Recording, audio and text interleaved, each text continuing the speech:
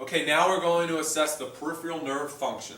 Remember, as I indicated before, the spinal cord has nerve roots coming out of it. Those nerve roots eventually terminate as peripheral nerves into the muscles, right? And they allow your muscles to function.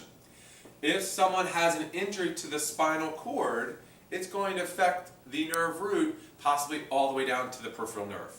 However, sometimes individuals may have injuries just to the peripheral nerve.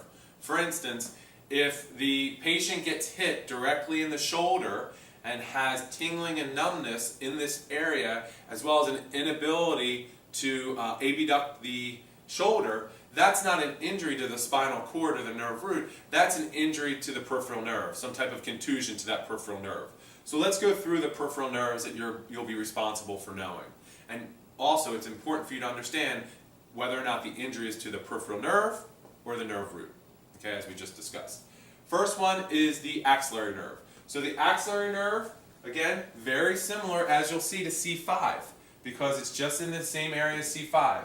So we have sensation right at the middle deltoid, and then motor at abduction of the shoulder, and then hold there, and don't let me pull you down. And of course, comparing bilateral.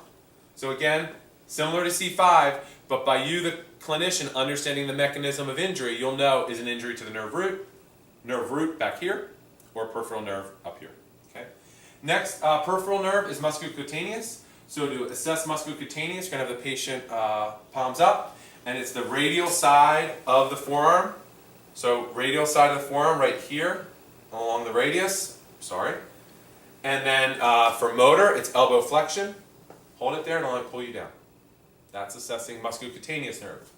Radial nerve, web space between the thumb and index finger. Okay.